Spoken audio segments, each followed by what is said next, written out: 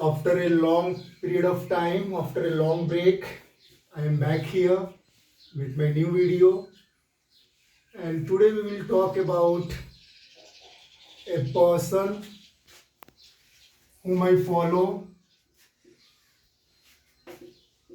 रजनीश जिनको बोलते थे और बाद में ये फेमस हो के क्या हो गए, ओशो बन गए।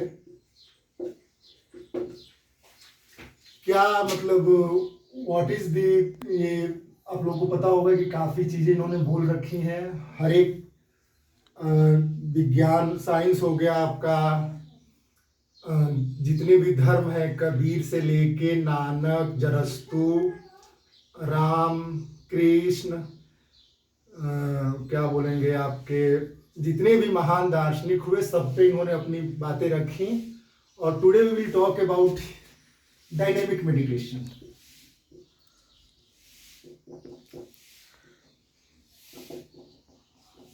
अगर इनकी बात की जाए और डायनेमिक मेडिटेशन की बात न की जाए तो बात अधूरी रह जाएगी। और क्या एक्चुअल में होता क्या है डायनेमिक मेडिटेशन, तो मैं इसमें 2-3 चरण बताऊंगा आपको स्पेशली। पहला चरण, सांसों को बाहर फेंकना।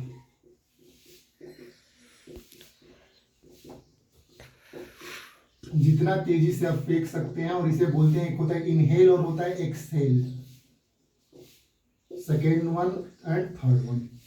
तो क्या इसके फायदे क्या है सांसों को बाहर फेंकने के? फर्स्ट ऑफ ऑल, हमारे फेफड़े में 6000 से अधिक छोटे छोटे छिद्र हैं, और उसमें कार्बन डाइऑक्साइड जमा होती है, जिसकी वजह से गुस्सा, चिड़चिड़ापन, थकान, बेचैनी, ये सारी चीजें होती हैं।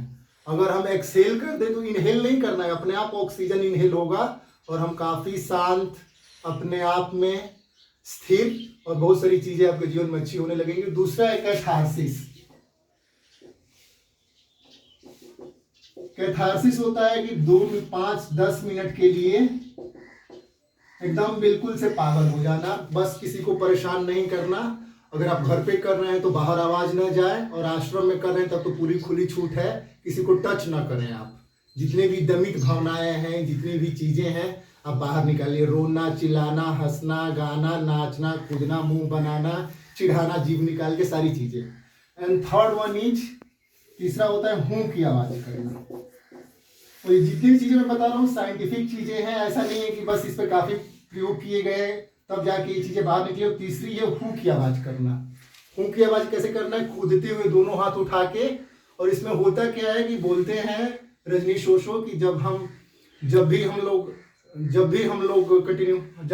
लोग क्या करते हैं, ऊर्जा जब नीचे की तरफ बहती है तो वो काम होती है, और जब वो ऊपर मस्तिष्क की तरफ रीढ़ की हड्डी के थ्रू बहना शुरू हो जाती है तो राम बन जाती है।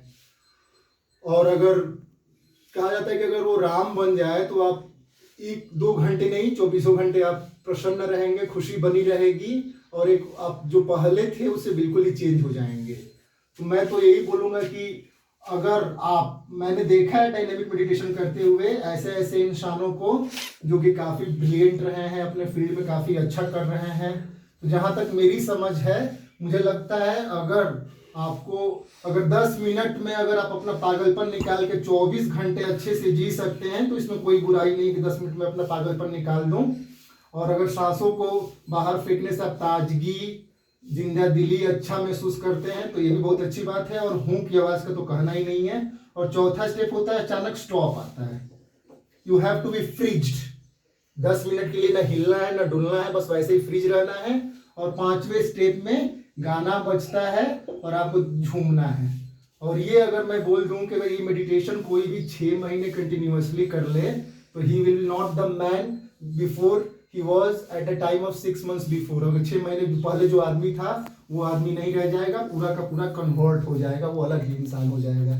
That's it. Have a great day ahead. Thank you.